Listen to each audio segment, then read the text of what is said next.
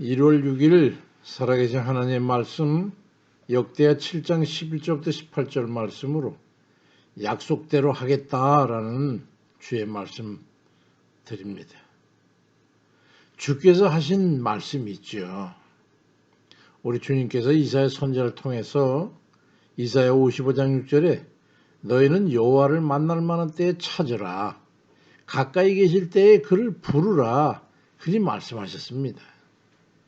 전 처음에 이 말씀을 들었을 때 그렇다면 나도 하나님을 만나고 싶은데 하나님을 만날 만한 때는 언제이고 가까이 계실 때는 언젠가 하는 그런 의구심이 들어서 곰곰 생각하다가 아무도 알 수가 없어하죠.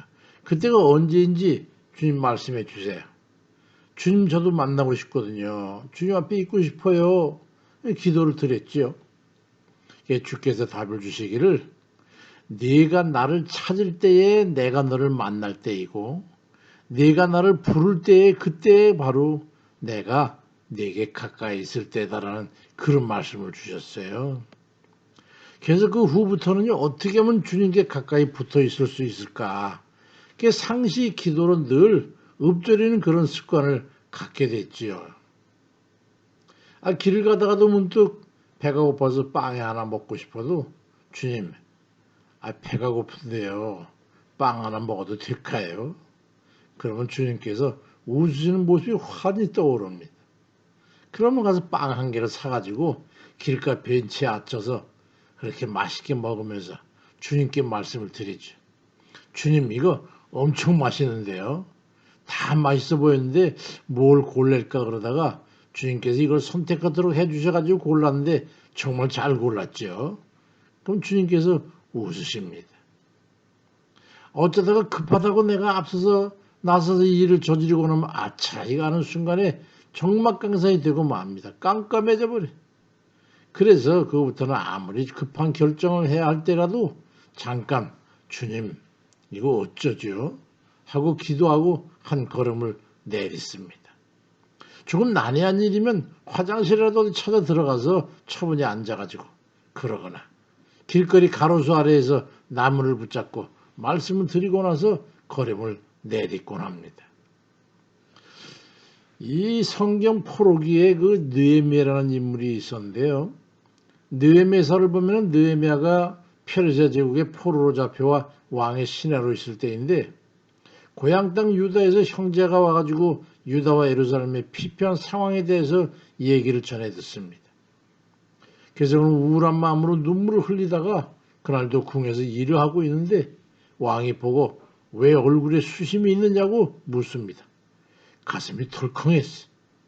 느헤미야 2장 2절에 보니까 그때 내가 크게 두려워하여 왕께 절을 하고 내 조상들의 묘실에 있는 성읍이 황폐하고 성문이 불탔다는 소식을 들었습니다. 그러니 제가 어떻게 편할 수 있겠어요.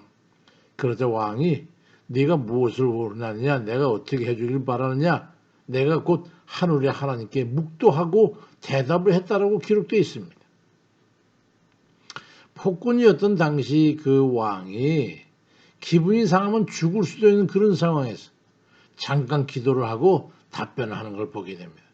얼마나 저 일촉즉발의 그런 시간입니까? 우리 하나님은 주를 의지하는 그의 자녀들에게는 언제든지 어느 때든지 만나주시고 함께 하시는 분이라는 것을 잊지 마십시오. 항상 주를 찾고 부르며 가까이 하는 이들 되시길 바랍니다. 어찌해야 그럼 주님과 가까이 할 수 있을까요? 역대하 7장 14절 이하에는 내 이름으로 일컫는 내 백성이 그들이 악한 길에서 떠나 스스로 낮추고 기도하며 내 얼굴을 찾으면 내가 하늘에서 듣고 그들의 죄를 사하고 그들의 땅을 고칠지라. 이제 이곳에서 하는 기도에 내가 눈을 들고 귀를 기울이라고 말씀합니다.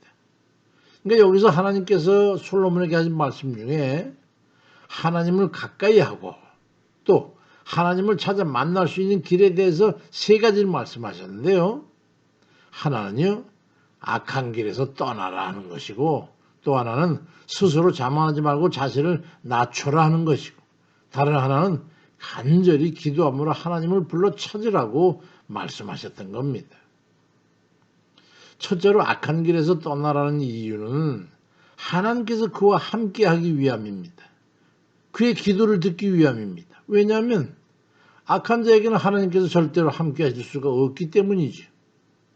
이사야 59장 2절에도 오직 너희 죄악이 너희와 너희 하나님 사이를 갈라놓았고 너희 죄가 그의 얼굴을 가리어서 너희에게서 듣지 않으시게 함이니라 말씀하지 않습니까? 죄악이 가운데 있으면 하나님과 어떻게 함께 할 수가 없어요. 하나님께 죄악을 회개하지 않으면요, 하나님과의 관계가 단절된다는 것을 알아야 합니다. 이걸 깊이 깨달아야 돼요. 기도하는 사람은 특히 말이죠. 뭐 하나님과 관계없는 사람들이야 뭐 어차피 죄악 먹고 마시고 맨날 뭐 그러지만, 그렇지 않고 하나님과 가까이 있고 싶고 하나님께 어떻게 기도거리가 있고 응답을 받아야 되고 이런 분들은요, 이 죄악 문제를 먼저 해결해야 됩니다. 그러면서 기도를 한다는 것은 벽에 대고 열어달라고 소리치는 것과 같은 게 되는 거예요. 그러니까 죄의 문제를 먼저 해결해야 돼요. 깊은 회개를 통해서 하나님과 관계선을 하고 하나님을 가까이해서 찾고 구하는 그런 일들 되시길 바랍니다. 두 번째는요, 스스로 겸손히 낮춰야 하는 그 이유는요, 하나님께서는 교만하고 스스로 자고해서 하나님을 신뢰하지 아니하고 자기가 할 수 있다고 설레발치는 그런 이들의 강구를 우리 하나님은 듣지 않으시거든요. 그 때문이에요. 이사야 13장 11절에 내가 세상의 악인의 죄를 벌하며 교만한 자의 오만을 끊으며 강포한 자의 거만을 낮출 것이라고 말씀하지 않습니까? 하나님 앞에 나를 내세우는 이들은요, 하나님께서 그의 기도를 듣지 아니하시는 것을 알고 스스로 자신을 하나님 앞에 낮춰서 겸손히 주를 의지하고 구하는 이들을 되시길 바랍니다. 세 번째는 어찌든지 기도를 해야 함이에요.